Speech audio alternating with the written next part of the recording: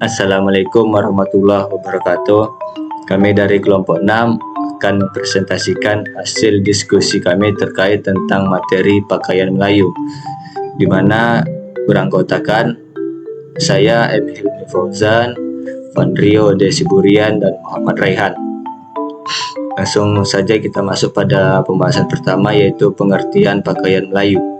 Pakaian Melayu adalah busana tradisional yang sering dipakai oleh masyarakat Melayu, terutama di wilayah Asia Tenggara seperti Malaysia, Indonesia, Brunei, Singapura, dan wilayah-wilayah di sekitarnya.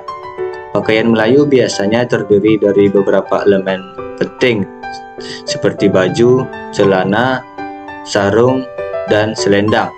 Hal tersebut merupakan properti pelengkap dalam menggunakan pakaian Melayu. Seiring berjalannya waktu, pakaian Melayu telah mengalami pengaruh dari berbagai budaya, seperti budaya Buddha, Cina, Arab, dan Eropa yang dapat terlihat pada motif coraknya, warna, dan cara penggunaan.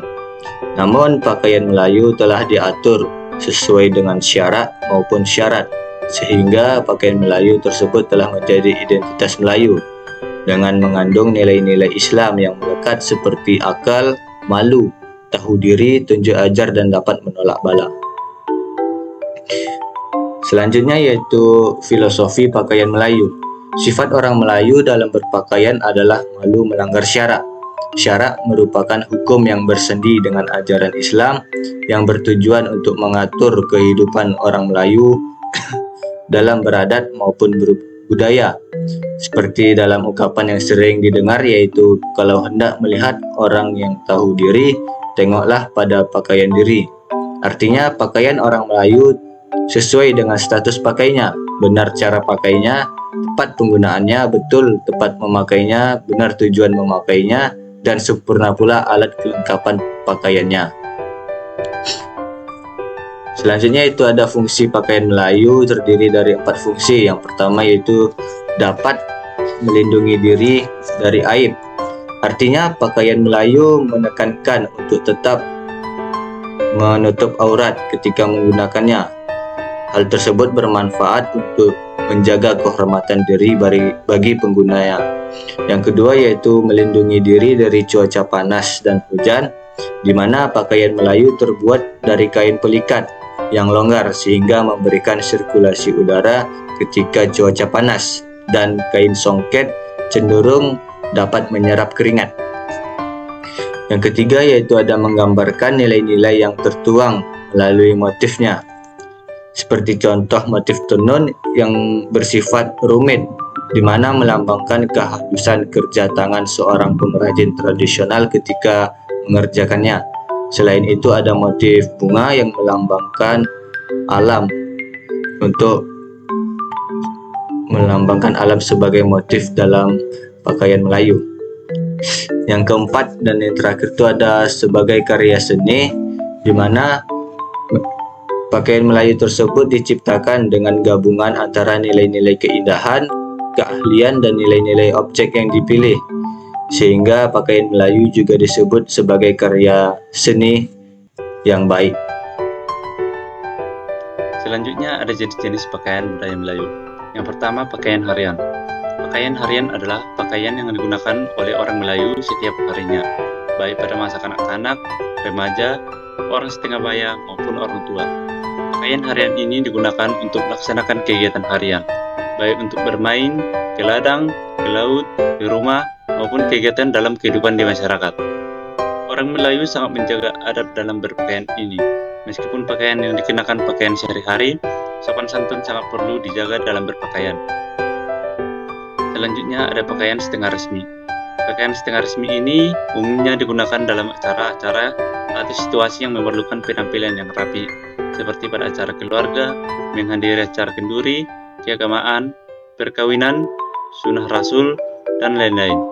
Dalam penggunaan pakaian setengah resmi, orang Melayu seringkali dipadukan dengan memakai kopiah sebagai penutup kepala untuk laki-laki dan tudung atau hijab bagi perempuan, ditambah dengan menggunakan sepatu sekaligus baju yang dapat menutup aurat. Yang ketiga ada pakaian resmi. Pakaian resmi adat Melayu sering merujuk pada busana tradisional yang dipakai dalam upacara-upacara resmi, acara penting, atau peristiwa keagamaan. Contoh pakaian adat resmi Melayu yaitu baju kurung atau baju kebaya teluk belanga dan kebaya lobo yang sering digunakan. Pakaian resmi Melayu seringkali dipilih dengan warna dan motif yang khas, seperti penggunaan hasil dari kerajinan lokal yang rumit, seperti sulaman atau dikenal dengan batik. Ketika pakaian adat Melayu digunakan, maka akan mencerminkan identitas budaya Melayu yang memancarkan keanggunan dan meningkatkan marwah. Baik, teman-teman semuanya, di sini saya akan melanjutkan penjelasan dari rekan-rekan saya sebelumnya, yaitu mengenai tentang pakaian Melayu. Nah, pada kesempatan kali ini saya akan membahas tentang atribut-atribut pendukung pakaian Melayu. Nah, ada beberapa atribut pendukung dalam pakaian Melayu. Nah, yang pertama yaitu tanjak dan kerudung. Tanjak dan kerudung ini merupakan perlengkapan yang digunakan untuk melindungi kepala yang menggunakannya. Untuk laki-laki menggunakan tanjak dan untuk perempuan menggunakan kerudung. Biasanya perlengkapan tersebut digunakan pada saat upacara adat atau acara resmi lainnya dan hari raya besar. Nah, yang kedua yaitu ada songket. Songket merupakan kain yang ditenun secara tradisional dengan menggunakan corak motif yang indah dan beraneka ragam. Dibuat dengan menggunakan benang dari kapas, benang-benang perak, emas, dan lain-lain. Cara pembuatan kain songket ini yaitu dengan teknik sungkit, di mana menyungkit benang lungsi benang yang disusun vertikal dengan alat khusus, kemudian memasukkan benang pakan benang yang disusun secara horizontal. Benang pakan inilah yang membentuk corak motif kain pada kain songket. Nah, yang selanjutnya yaitu selendang. Selendang ini merupakan kain yang terbuat dari sutra dan katun yang pada umumnya adalah perlengkapan pakaian perempuan untuk menutup kepala, bahu, dan dada. Namun, ada juga yang dipakai dengan diikatkan di pinggang sebagai tali pinggang. Selendang selain digunakan sebagai aksesoris busana, juga dapat memiliki makna simbol untuk konteks budaya tertentu seperti kebanggaan etnis, identitas regional yang memiliki nilai spiritual.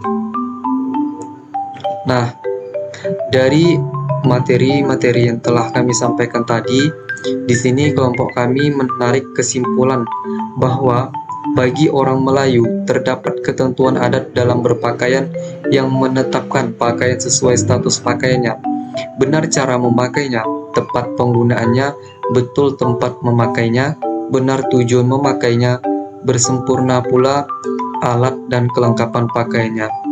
Waktu-waktu yang ditetapkan dalam mengenakan pakaian Melayu adalah pakaian harian, pakaian setengah resmi, pakaian resmi, dan pakaian upacara pengantin, dan dapat dikenakan oleh laki-laki, perempuan, baik tua maupun muda.